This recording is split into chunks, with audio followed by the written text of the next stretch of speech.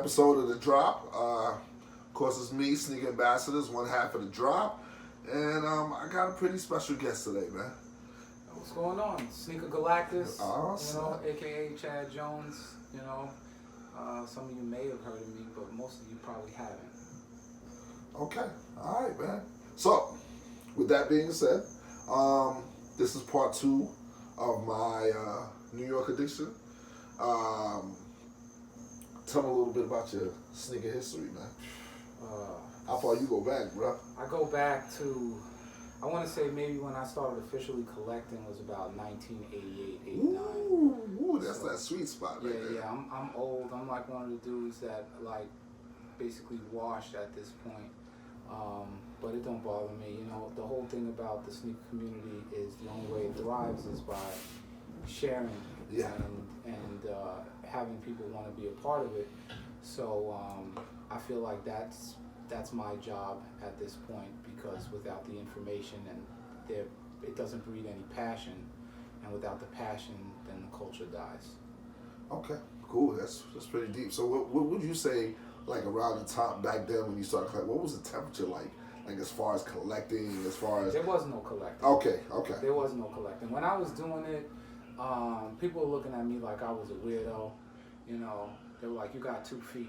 Yeah. Like, why do you need so many pairs of sneakers?" Wow. And I was like, "Cause I need one for this outfit, and Yeah. I need one for this outfit." So it was about being fresh. Oh, it's always been about being fresh. Okay. Like, people get it twisted today. It's about dollars now. Yeah. You know, but it's all, for me at least, it's always been about being fresh. The dollars just came. It wasn't like I kind of fell into it. Where I want to say like Japanese culture is what added the dollars. Explain. So, you know, here in New York, you know, it was about being fresh and just showing that you get money because you're able to have all these different fits and all these different outfits and different fresh pairs of kicks and make it look like you only wear them once. Are we talking about like around like the Fila Velour suit time? Talking about? I mean, yeah, you can talk about that time, but you can even bring it all the way to like the late 90s. It didn't even get crazy until like late 90s, 2000, where like Japanese culture was coming over here and loving our New York, I want to say New York street culture, not the rest of the country. Okay. They were loving the hip hop scene. It originated here. And because of their love for New York culture, you know, then over there, their streetwear scene and everything basically was inspired from us, and they took it to another level. And that's where the shoes, places like Nap Size and all these other things came about. And there was this secondary sneaker market where you could come back and buy old school shoes for 2 times, 3 times the amount, you know. The shit you learned. Wow. Okay. Yeah, man. So that's where it came from. Yeah, man. This is the secondary sneaker market is an Asian thing. It's not American. Wow. So people like me that say like this came from us on the streets. Sneaker culture came from us on the streets, absolutely. But the secondary market of it did not. Wow. Okay. Learn something new here at The Drop. Wow. Okay, that's crazy. I did not know. I didn't see it coming. Back then it was more. So even though you played ball, because I understand that you played ball coming up, it was more about being fresh than it was about performance. I take it. Oh man, all the freshest sneakers back in the '90s were terrible ball kicks. Gotcha. You know, I want to say there were very few dope pairs of basketball kicks that were great performers on the court. Okay. Like even when like, you know, everybody loves the Jordan 11. You know, the Jordan 11 was a great outside basketball shoe. Yeah. It wasn't a great indoor basketball shoe. Gotcha. See, the thing about the herringbone traction pattern is that on that shoe, it's only in the middle of that shoe. Wow. But if you are anyone with a high arch, if you have a high arch, generally you move laterally a little bit better. Cuts, V-cuts, stuff like that, when you got to stop and change direction, you're using the outsides or the outriggers of the shoe. Wow. And that's slippery as hell on a Jordan 11 on wood, especially here in the city. Like, the courts aren't pristine in New York City. You got films and dust. Even people who try to take care of the courts, money's just not there, so you're gonna slip and slide all over the place. So isn't that why they came out with the? There were two shoes in particular I remember that were actually made for outside and playing, which would have been the Reebok Black Top. The Black Tops. And then there was what was the Air Raid? The Air Raid. Yeah. So I mean, the thing about it is, yeah, I guess they made them for that. Yeah. I mean, gave it a little bit of a heavier or thicker rubber outsole so that it could last longer on the court, and then it was like a thicker leather on the black top. The Air Raid was like a nubuck toe box, but then like the black outline around the toe was I don't even know what it was. It looked like suede, but it was a little bit tougher than actual suede. And then the nylon that brought strapped in your ankles or whatever was for like the outdoors. And if you notice, like on the heel and even around the sides of there, the rubber came up on the sides to almost protect you from when you're on the court. You make that cross or whatever, and your foot slides, and you're hitting the outside. You're still getting that same pattern that's on the bottom. Wasn't the original? I want to say wasn't the original 10s like that? The Jordan? Nah, the Jordan 10s were terrible. But you remember it had a little front part that was hard as hell. Well, I mean, the front part of the 10, they had that weird toe box that they later changed. But as far as it being a basketball shoe, like I see why like Jordan didn't play in it. Like that shoe was like, it was cool looking with all his accolades on the bottom, but that's like ice capades. Gotcha. There's like no tread on that. You think about it. It's only like.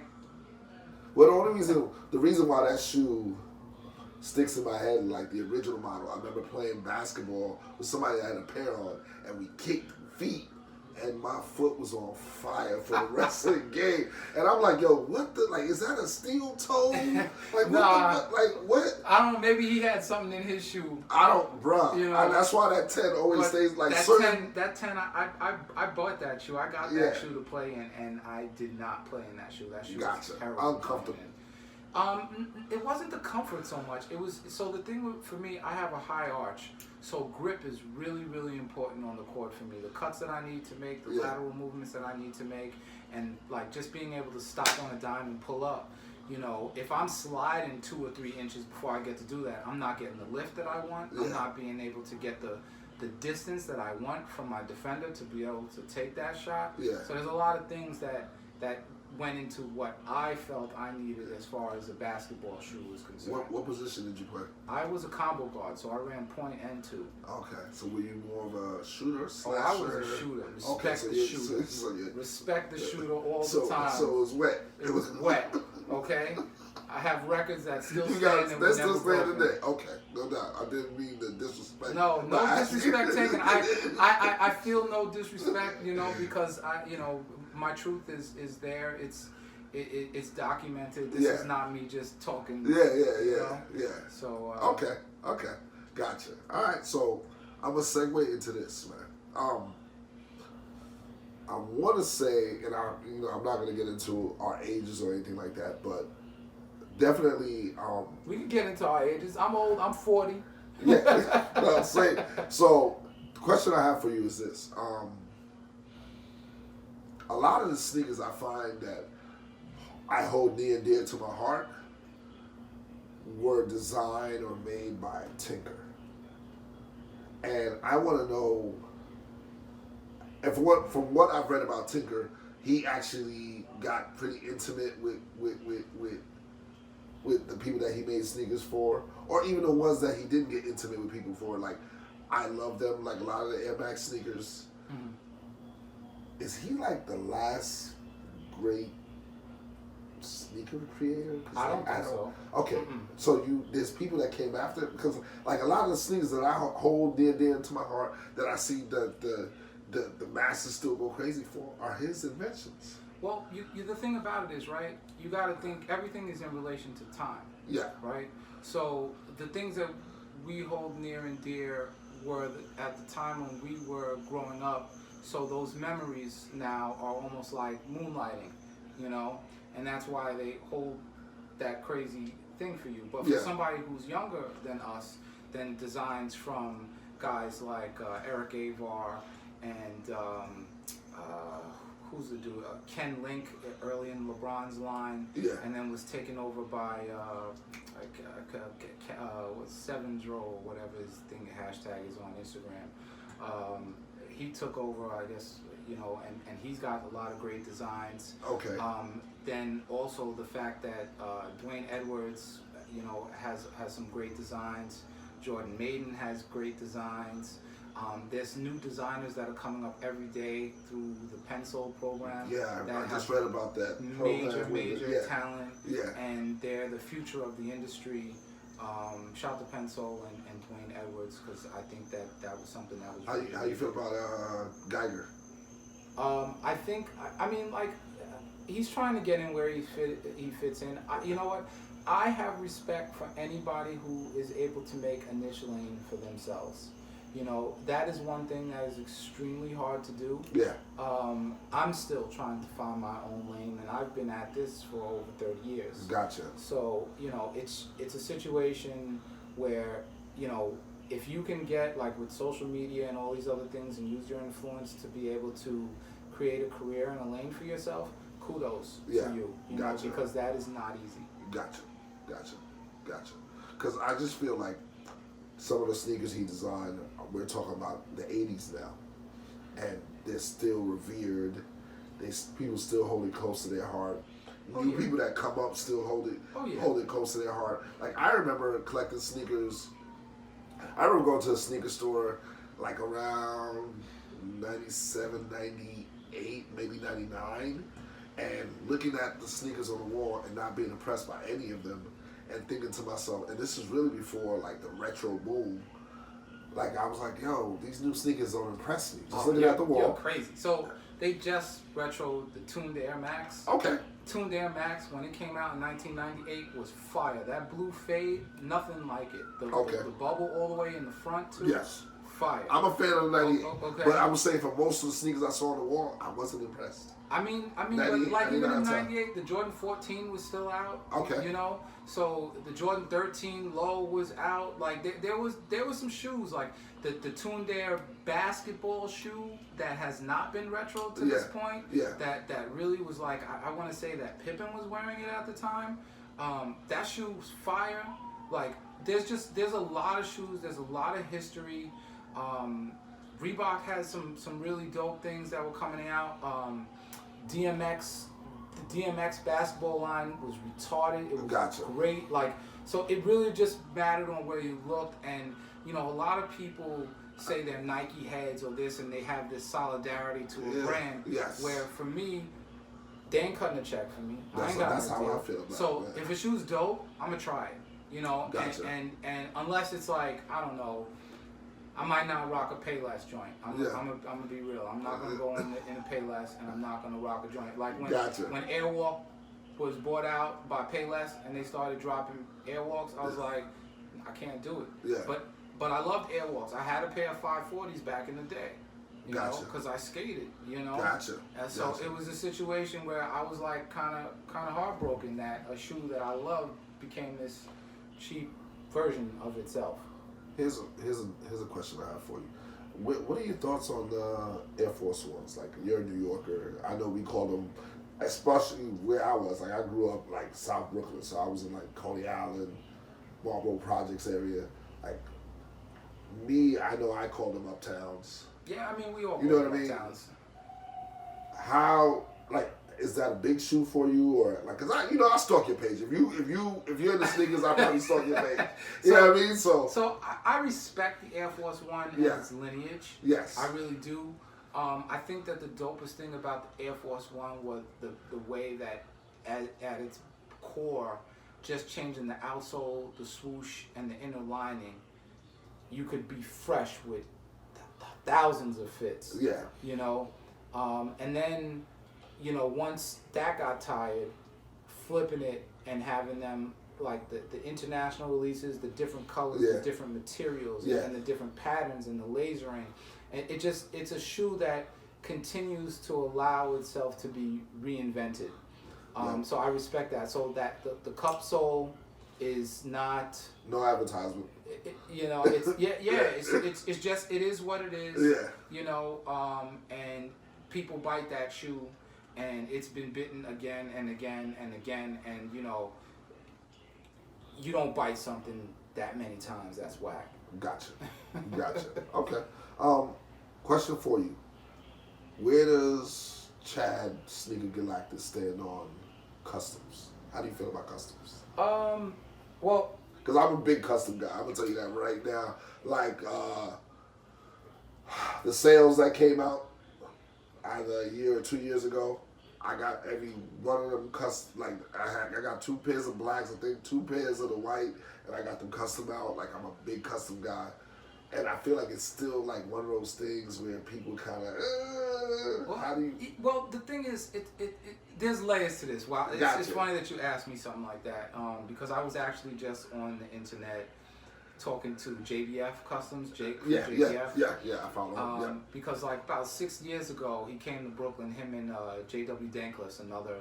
Okay, yeah, I follow both of them. Yeah, so they came and we went to Juliana's, and he was trying to get me to do a custom with him. Yeah. And I was like, get out of here, man. I ain't doing no custom with you, man. Like, first you're going to charge me like $1,500 because you want to put some old material. Like, so just to give you a little bit more background about myself, my mother was a fashion designer and a textile designer for 40 years.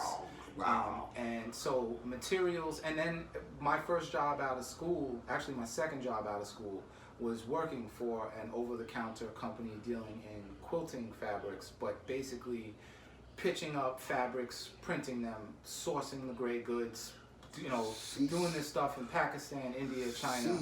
And so, you know, sourcing the material and everything wasn't that big of a deal because it's something that I've done already. Wow. So, you know, other than...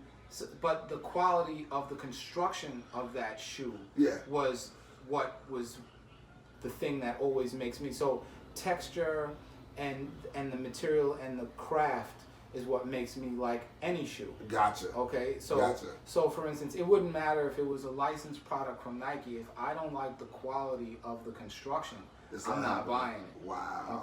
Okay. So with a custom, there are customs that people just paint over. Yeah. Okay. Can't do it. Okay. You know what I'm saying?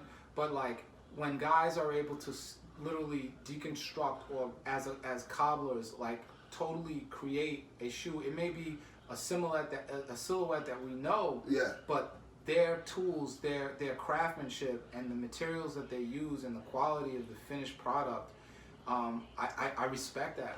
I really do. Gotcha. You know? Gotcha. Okay.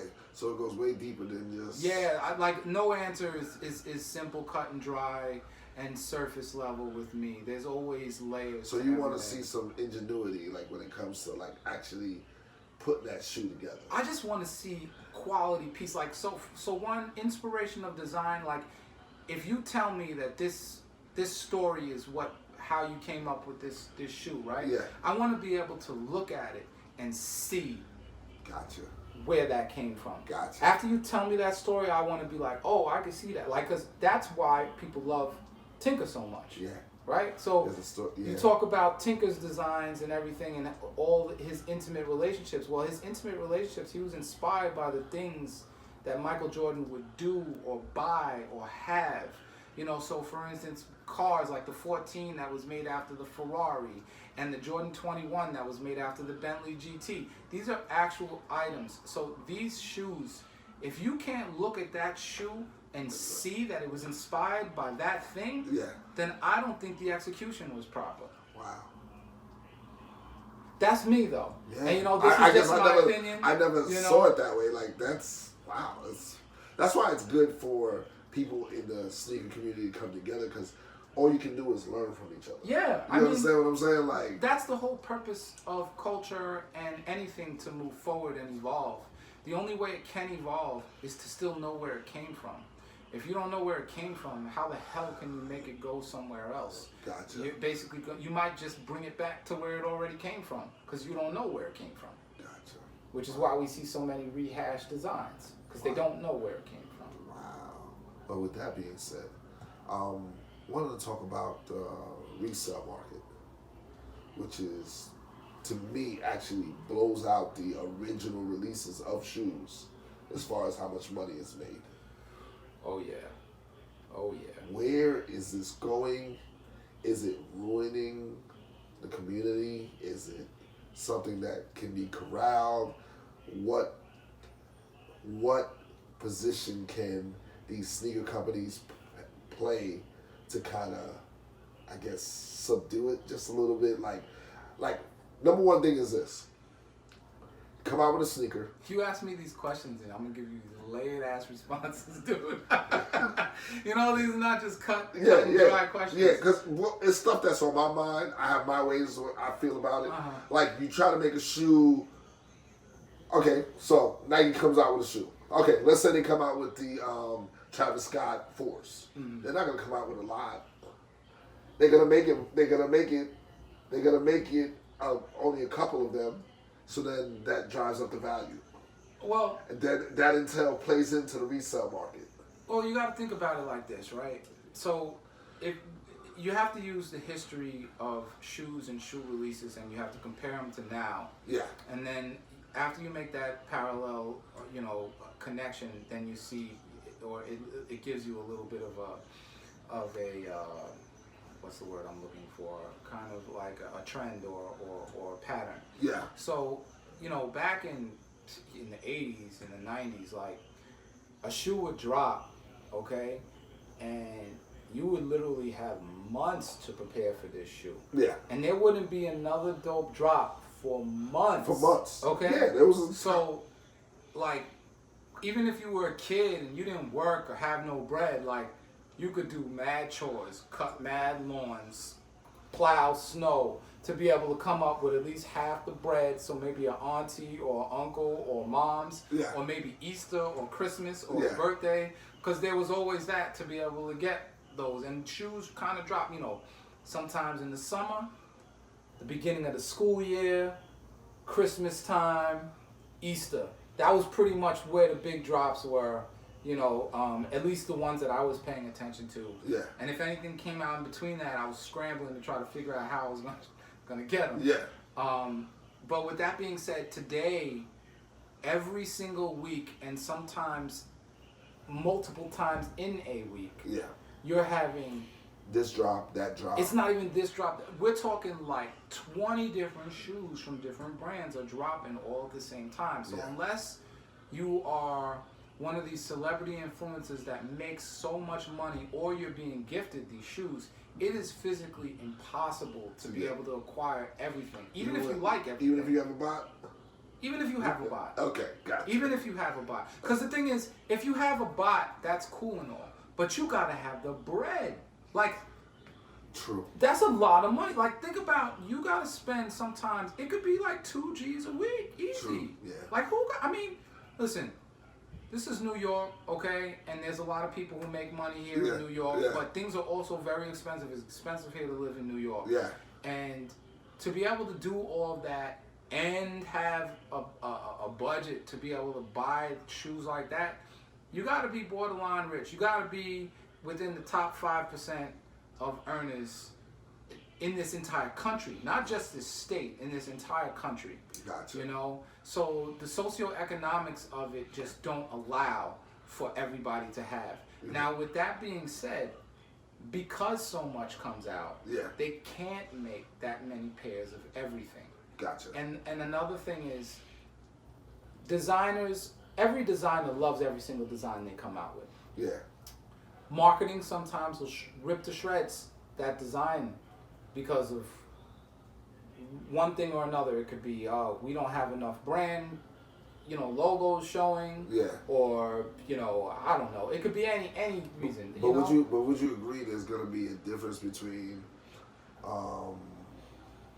that all red 4 that came out a couple years back and this Cactus Jack 4 that came out? They're probably gonna make more pairs of that all red 4 than they are this Cactus Jack, which is gonna make that sneaker more. The thing about it is, right, every time they try something new, you got to think about it like that. Every time any brand tries something new, they're going to have some trepidation. Okay. All right? So the first pair usually is going to be the most limited.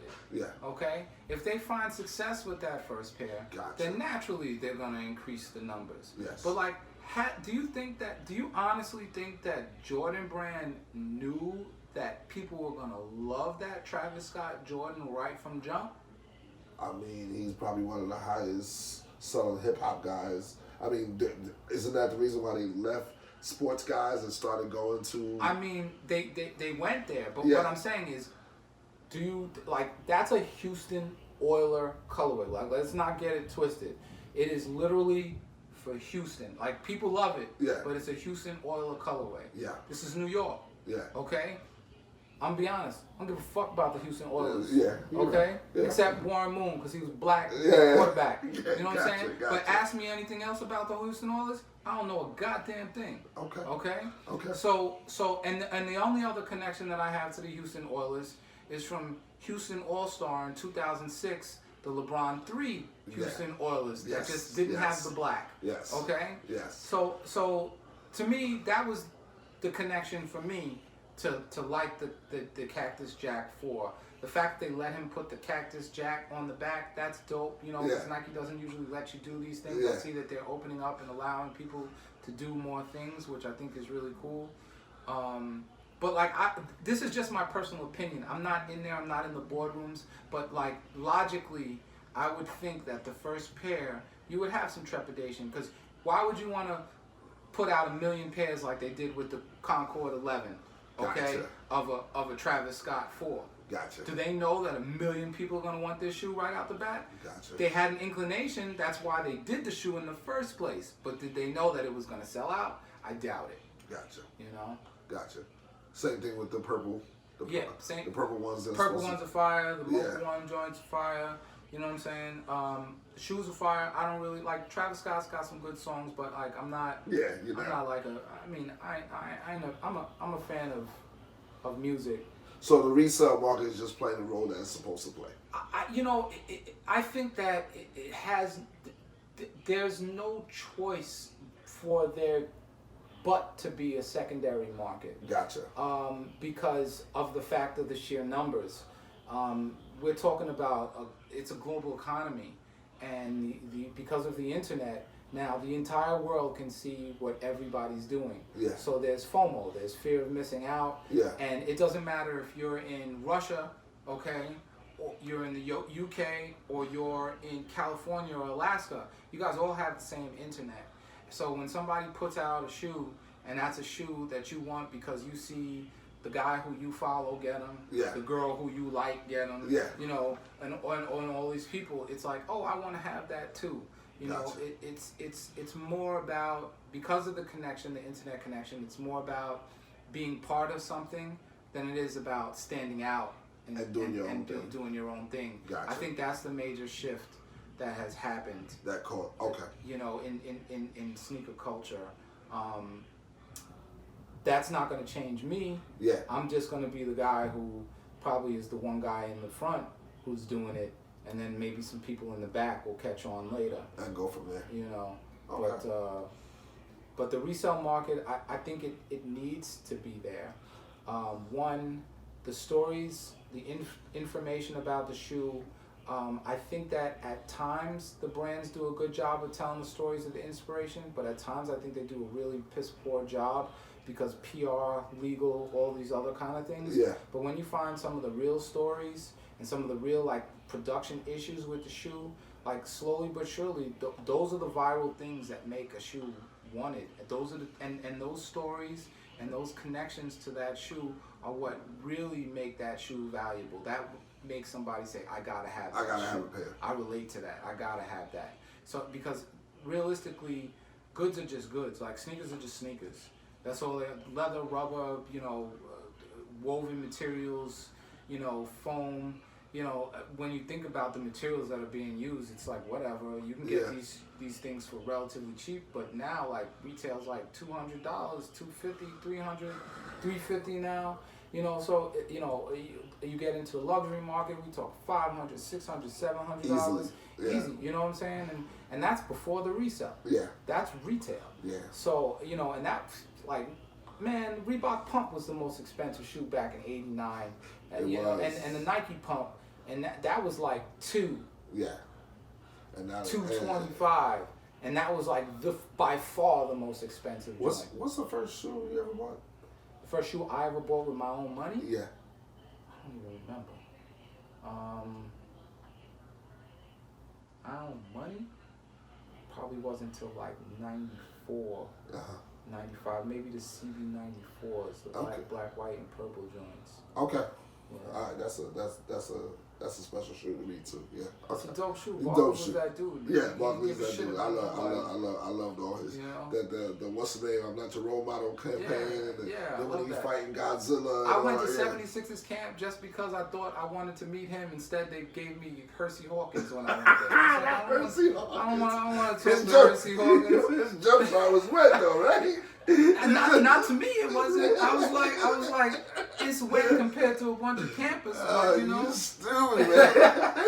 I'm telling you, this is really what man, happened. hilarious, bro. And not to snitch on myself, but like I was not invited back to the 76ers camp after I left. Yo, you stupid, man.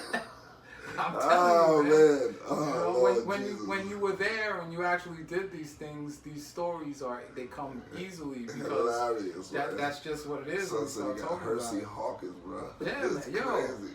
That's what it was. Yo, Hersey Hawkins, I think he actually had a shoe at one time. Yeah, who cares though? Yeah, that's what I said. Yo, you stupid, man. No disrespect to Hersey Hawkins. You gotta be nice to make it to the league. I don't want to get it twisted. No doubt. So I'm gonna end the show with this. I think it's a topic that you probably didn't see coming. I feel like a lot of people or a lot of sneakers get their just due, and because this shoe has been hoarded out so much, it doesn't get its due. What's your take on Bo Jackson's? A love and hate. Whoa. Okay, let's hear this. Okay, all right. Because I'm gonna tell you this: the orange and blue, and then that yellow and kind of like a blue gray. Well, if anybody's listening, I got a brand new pair in the 10.5 of 2009 for like $150. Buy them. They on my page. Take them shits. Nah, but so I love that shoe. Yeah. I love the way that shoe looks. Yes. All right. So let me just say that first. Okay. That shoe looks amazing. It looks even better on foot. Yes. Okay. That shoe is a piece of garbage. Which one we talking about? Because he had a couple of shoes. We talking about the SC Trainer. Okay. You said orange and blue. Yeah. Okay. So the Auburn SC Trainer, all the other, the Raiders colors, as much as they've come out with the '96 Olympics. Yeah, they've done all these different colors. Okay. Shoe looks great. Sole is garbage. Gotcha. Like literally 2 steps, paint starts chipping. There was no way to really clean the midsole. The white portions turned yellow very fast. Yeah, that midsole rough. I ain't gonna lie. Not only that, like even back in the day when you were trying to wear a smaller size so you didn't have a crease and you maybe even had the duck walk, that's how it all came about because you were trying not to crease your joints. Then all of a sudden your heels would be touching. Yeah. And when your heels touch, then you get the black scuff marks on the inside of the heel, and you can't get rid of those. Because if you try to even scrub them off, you scrub all the paint off. A real collector. Okay? So I'm telling you, okay? Keeping it a buck right so now. I'm keeping it all the way 100. And so I love the way that shoe looks. But because of the fact of that, I know that if I spend, that shoe was like $100 or $110, $105 actually. Yeah. I'm not spending $105 for a shoe that I'm gonna wear once, maybe twice, and then never look at it again. Yeah. Like even when Foot Locker was doing the 50% sales for their employees, and the employees were nice enough to extend that to a brother. Appreciate all the and current Foot Locker employees that looked out for me in the past. Even if I'm getting them joints for $52.50. Nah. Wow, that I'm surprised at that answer. Even though I agree, somehow in my mind I remember it in a more positive light. But I do remember having the orange and blue. And I'm not even talking about the originals. I'm talking about maybe I want to say mid 2000s. I got an orange and blue pair, and I just remember. Yeah, they first retroed in 2009. Yeah, so I I will say this: when I having to clean it, and I didn't even wear it. Like I had a lot of pairs, but I remember just having to clean it. You can't. That was you can't clean it. Nearly impossible. You gotta paint it. That's where customizers come. You gotta have somebody paint it. Gotcha. Because that's it. Gotcha. Or like and anywhere around the air bubble, you get stress cracks. That's where the stress cracks start. Wow. So I'm just like. Wow. Yeah, you shut me up with that one. Wow. Listen, I'm honest. Yeah, because I remember it in a more positive light, but I do remember when I remember the shoe. The shoe was dope. Like, so, people talk about it being an Auburn colorway. Yeah. Yo, I don't care about Auburn. You know what I'm saying? Yeah. It's New York. That's a Knicks colorway. Yeah. You know what I'm saying? Or Syracuse Orange Men colorway. Yeah. Back in the 90s when that shoe dropped, it was Champion all day everything. It's funny how Champion is come back now. But like all I wanted to do was rock Champion shorts and then like a Syracuse Champion tank top in the summer. Yeah. I remember going back down to Virginia with my cousins because our parents would send us away from New York because New York in the summer kind of crazy back then. It was. Somebody's gonna get shot. So they would always. It was mandatory. Somebody was gonna get shot. That's crazy. So it was a situation where they would send us down because our grandparents basically moved from Westbury, Long Island to Richmond, Virginia. And so we would go down there. My big cousins would drive. They were the ones who had cars, so they would basically take me, and my mom would give me a couple of dollars, and I'd go over there, and the next thing I know, I'm going to like Ocean Breeze and King's Dominion, and all that other stuff down there. Yeah. I have really great memories wearing those shoes and wearing that gear. Yeah. But it's really connected to Virginia. It's not connected, and that's how I. There's a thing about me, I don't like to buy shoes that have white outsoles. Gotcha. Because New York City's a dirty place. You know what, and that's what I was trying to figure out. I was trying to figure out how, because I never got to be a young adult in New York City. Like I left when I was like 18, 19 years old. How you guys survive out here? Nah, you can't. So the thing is, here, like it was almost like to do the right thing. When Bugging Out guy stepped in his joint, he's standing on the fire hydrant on the Johnny Pump with a toothbrush trying to get the scuff out. Yeah. Like every day, you was either having to watch out so you don't step in some dog shit or some gum or somebody's gonna step in your joint. Oh, yes. And if they step on your joint, then it's like, are you gonna let them slide or are you gonna snuff them? Gotcha. So it was a situation like that. So it was for me it's like why wear that shoe knowing that this is what the outcome most likely is going to be. Yeah. It's going to be one of the three. And then even if you do wear them and none of that happens, the subway, the air is dirty. Yeah. Like as soon as you bring a white joint down there, it's like at least 2 films dirtier from the dust and dirt that's just there that you're breathing just piling in. up, And then you got to get the sponge and the palm olive. And maybe a Brillo pad or some SOS, and you got to try to scrub it out, and even the bottoms and all of that, because I was manic like that. So. Did you ever wait on any lines in New York? Yeah. How you guys do it with the cold, bro? Like I did it a couple times when I came up here briefly, and like you got to man up for that. Bro. I got a funny story for you. So I don't know if you know how this even originated, the camping out. No. All right. So. My boy DQ, his name is Dominique Thomas. Yeah. Soul Collector magazine, when it was still in its infancy, did an article about him because they were doing these Nike Town events for like the Chamber of Fear series and all that stuff. So he actually lived in Denver, and he would fly because his mother worked for the airlines, and he would fly to all these locations 2-3 days in advance and literally stay outside the store so he could be first in line to be able to cop whatever shoe it was. And then when Soul Collector did the Soul Collector events where they had the sneaker battles, then he started doing the same thing for all that stuff. Wow. And he literally got known as the one. There's an article about him in Soul Collector magazines. And so I met him when Soul Collector New York City had their event at Nike Town, New York City. This was in like November 2005. Yeah. And I maybe was like number 6 in line. It was like 3 days in like sub-zero temperatures.